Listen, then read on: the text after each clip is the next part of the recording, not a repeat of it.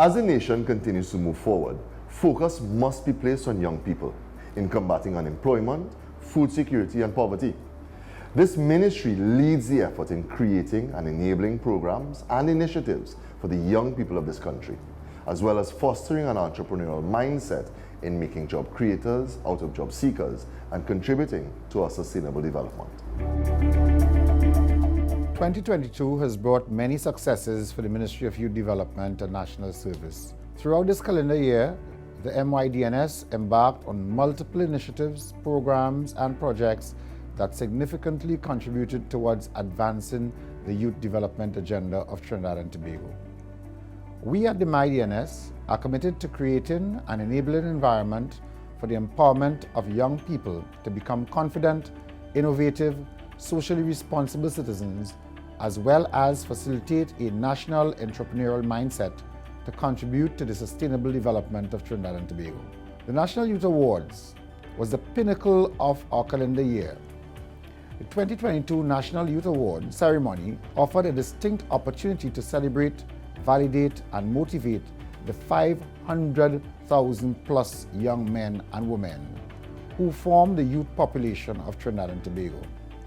This year, on September 25th, the National Youth Awards recognized 25 young people who continue to excel in their respective fields of agriculture, arts and culture, technological innovation, entrepreneurship, and more. 5 youth service organizations which contribute to the development of young people were also recognized for their work. For the first time this year, the ministry held an entire week of celebration in commemoration of International Youth Day. From August 8 to 12, the MYDNS carried out several youth-centered activities each day, starting with an interreligious service and ending with a youth talent explosion. Events of Youth Week also included career fairs, entrepreneurship village, group link, and a youth conference, each of which positively impacted our youth demographic. This year, the MYDNS launched 8 new programs. These programs added to our existing suite of programs, which include the military-led academic training program, the Civilian Conservation Corps, the Geriatric Adolescent Partnership Program, and the Retired Adolescent Partnership Program that fall under our remit. The new programs launched by the MYDNS in 2022 comprise Skills for a Diversified and Technology Economy. The MYDNS delivered training in web design, coding, and mobile application development. This program equipped a total of 112 young people to be part of an e-ready workforce in the public and private sector. A youth agricultural homestead program affords youth between the ages of 18 and 35 years the opportunity to become successful agribusiness entrepreneurs. 200 young people are currently pursuing certificates in agriculture and agro-processing. On successful completion, graduates will be provided with 2 acres of land and a starter home to execute their agribusiness ventures. Alternative Learning and Life Skills Enhancement Training, which is the AllSet program in heavy machinery operations. AllSet is designed to promote employability for young men and women in the field of heavy machinery operations. 100 young people have now been certified in the operation of skid steer loaders, dump trucks, bulldozers, tractors, and more. A music production and life skills initiative for youth development, Amplify, is a structured training program for young persons to become skilled music producers and arrangers. The 100 participants also benefited from the mentorship, entrepreneurship, and life skills element of this program. Barbering, hairdressing, hair weaving, and digital enhancement skills. On behalf of the Ministry of Youth Development and National Service, I want to express our sincere thanks to all our stakeholders, our young people who took advantage of the many training programs offered by the MYDNS this year, 2022. I want to wish all of you and your families a very Merry Christmas and all the best for the new year 2023. We look forward to continuing to engage you and to provide for you training opportunities for your development and to allow you to realize your fullest potential. Young people of Trinidad and Tobago, we are going to be here for you. 2022 was a dynamic year for this country's energy prospects and the Ministry of Energy, who got global recognition for Trinidad and Tobago with the hosting of the Energy Conference. Minister Young tells us more about what's in the pipeline for the future of gas in Trinidad and Tobago. Fellow citizens, greetings. It gives me great pleasure to be able to report to you, my fellow citizens, what we've achieved on your behalf at the Ministry of Energy and Energy Industries at the end of 2022. 2022 has been a significant year globally for the energy sector. On the 22nd of February, I was seated next to the energy minister from Russia. The world changed on the 24th of February in the global energy landscape with the Russian-Ukraine crisis. That has directly affected the commodity prices that we rely on here in Trinidad and Tobago. It would be foolhardy to say that that is the only reason we've had great results coming out of our energy sector in 2022. I can tell you we've contributed directly out of our oil and gas companies and our petrochemical sector approximately $30 billion in revenue. That does not include all of the direct associated service companies related to the energy sector, out of a revenue of approximately $53 billion. This year has been a very significant year. One of the things we've achieved is more global recognition and being at the tables where the global decision making is taking place with respect to the energy sector. Your government has been working. The Honorable Prime Minister and myself have made several trips to Washington, D.C., meeting with the decision makers to have focus and spotlight on our energy sector here in Trinidad and Tobago. I can also report to you, right here domestically and locally, we have contributed significantly, not only to our economy, but also to the welfare of our people in Trinidad and Tobago. We've also managed to negotiate the restructuring of Atlantic LNG. This, I can say without fear of contradiction, is the first time this has ever happened anywhere in the world. There has never been a restructuring of a complex LNG facility the way we have just achieved on your behalf here in Trinidad and Tobago, securing for decades to come the future of our energy sector in Trinidad and Tobago. We have also completed significant negotiations for future gas for Trinidad and Tobago, and we've been working with the downstream petchem sector in Trinidad and Tobago on the ammonia, the methanol side, where prices have been higher than they've been in many, many years. Now is the time that we've been able to secure our energy sector going forward. However, we are very mindful of what is taking place with global climate change, and we have a responsibility that we take very seriously to do our part to contribute as small Trinidad and Tobago, because we all know as citizens, not only of Trinidad and Tobago, but of the CARICOM region, the deleterious effects that we've seen, the flooding, some hurricanes, the type of weather patterns that we've been seeing, not only here, but around the world. So what we've been doing, we will sign the methane pledge. We've been looking and doing all of our homework as to how we reduce methane, which is one of the most harmful gases.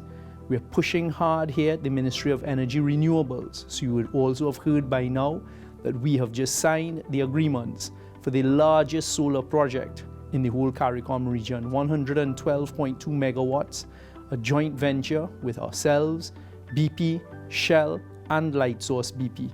That is a massive and significant step in the renewables direction. We are also pressing hard to move towards the exploration of a hydrogen-based economy. We are also working on other areas in the renewables sector, and I hope to be able to come to you, the population, with respect to that in the not too distant future. We are also looking at how can we clean up and decarbonize our energy sector. So we're looking at carbon capture, sequestration, and utilization. And I hope that we'll be able to come to you, the citizens, with the plan as to how we get that done. Because we in Trinidad and Tobago, as I've been saying, are blessed. We've been blessed by the Almighty God, and we have an industry here that is perfectly poised, if we make the right decisions now and implement them, that will continue to keep Trinidad and Tobago as a global leader in the energy sector. The vision of Point Lisas, of our founding fathers decades ago, was a brilliant one.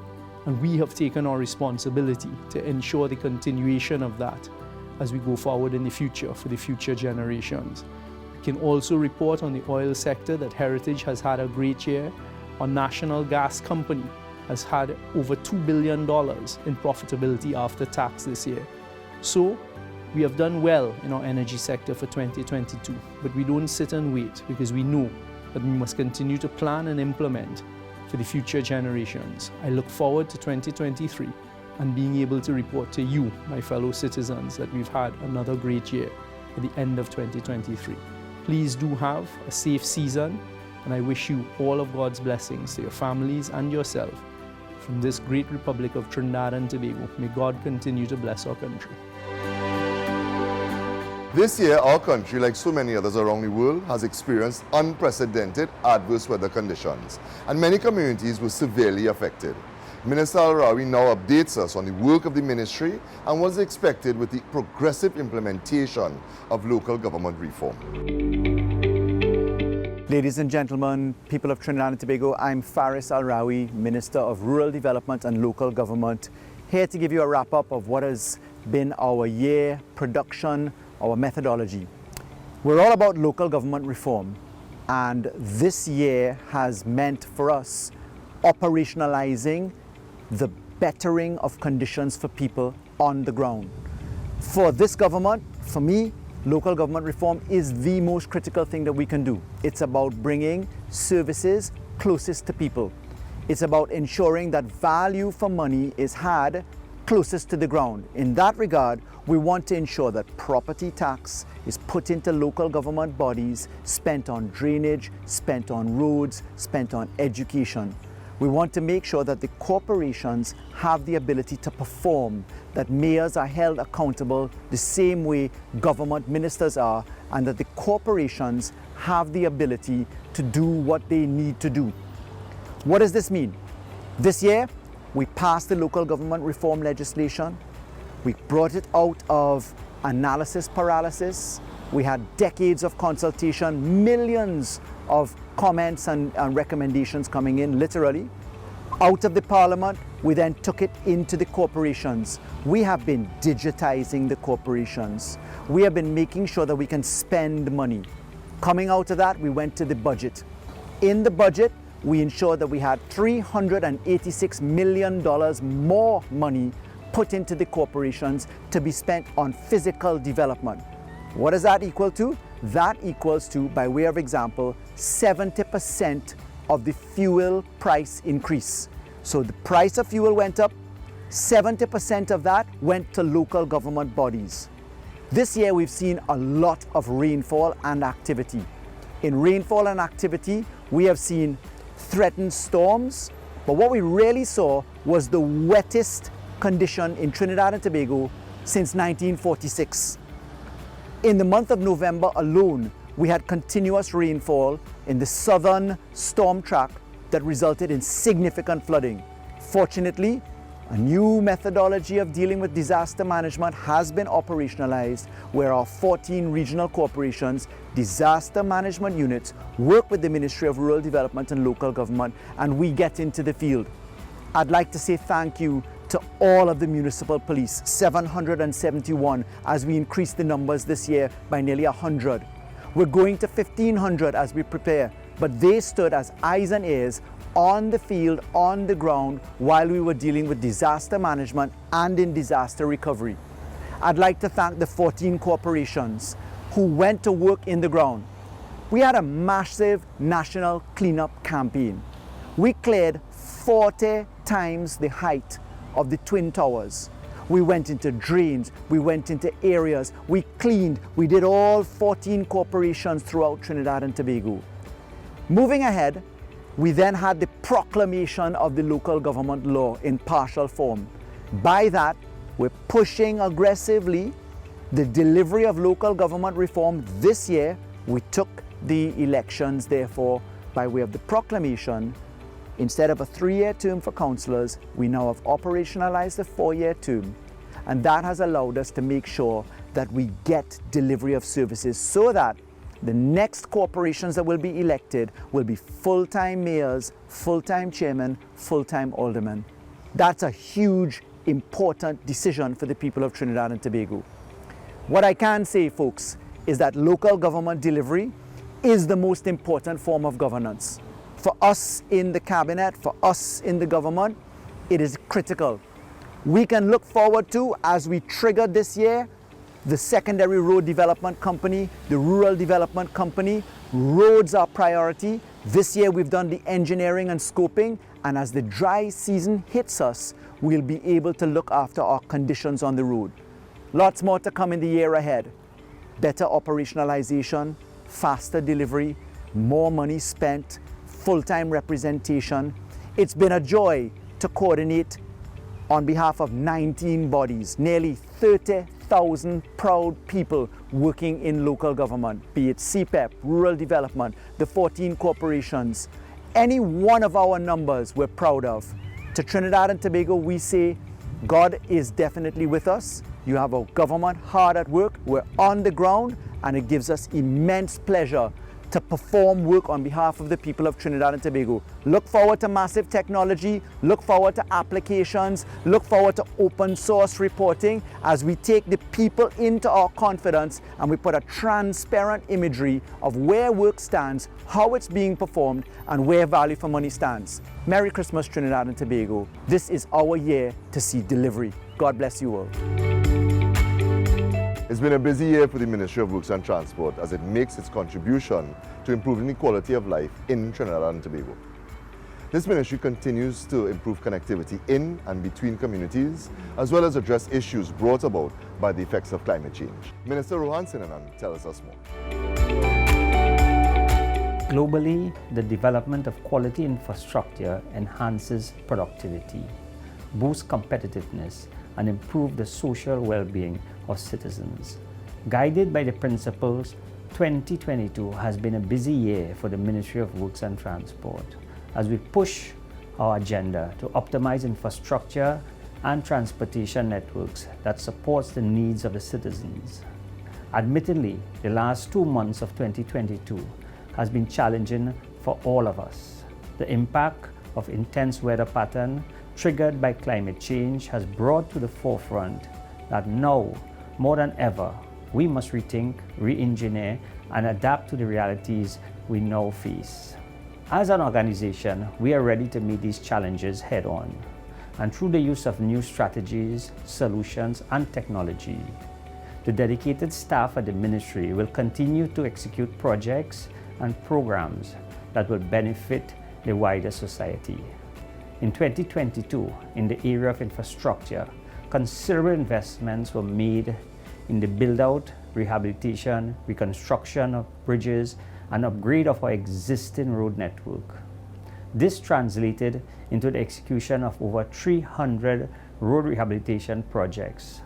To our community-based infrastructure projects, the ministry has also undertaken strategic investments for the modernization and expansion of the country's highway grid. These large-scale projects not only create opportunities to support long-term growth, but enable greater connectivity for all and also remove barriers to access. Like many other parts of the world, Trinidad and Tobago has not been spared from the ravages of climate change. In spite of these challenges and its impact on our existing drainage system, the ministry continues its targeted drainage response, which includes the implementation of an immediate, medium, and long-term plan. As part of the immediate plan, the Drainage Division executed over 400 desilting projects across the country. Additionally, a significant investment was made for the upgrade of pumps and gates, with particular focus on flood-prone communities. Work also continued on the Caroni River as the ministry seeks to increase its capacity. Understandably, while the public expect immediate solutions to the issues of flooding, I believe that all of our responses must be sustainable, practical, and based on engineering best practice. It must be noted that proper, extensive feasibility studies are necessary when undertaking projects that involve such a sizable financial commitment. Some immediate structure measures being undertaken by the ministry to address the issue of flooding in 2023 includes road reconstruction to reduce the risk of flooding, construction of sediment traps, upgrade of pumping stations, temporary flood barriers, the enlarging of drainage channels. Fellow citizens, the portfolio of the Ministry of Works and Transport is vast. In 2022, apart from infrastructure and drainage, the ministry completed several notable projects, some of which include ongoing efforts to mitigate coastal flooding with the development of a sophisticated coastal defense system designed to protect vulnerable communities such as Matlot, Cap de Vale, Calma Pass, Vista Bella, Moruga, Macarip, and Labrie. 2022 also saw the successful launch of the Port of Port of Spain public-private partnership structuring process. The new model of operation has tremendous potential to maximize port efficiency and generate significant revenue. The licensing division also launched its mobile license office, which takes the service of the licensing division to the people of Trinidad and Tobago. Additionally, the PTSC is working towards improving its service to the traveling public, with the goal of making public transport the preferred mode of travel. Specific attention has been placed on increasing the number of routes, the number of buses, and the level of service offered to the citizens of Trinidad and Tobago. In 2023, the procurement process continues towards increasing the existing fleet of buses. Thank you for joining us on the Recap 2022. Be sure to tune in tomorrow for another episode.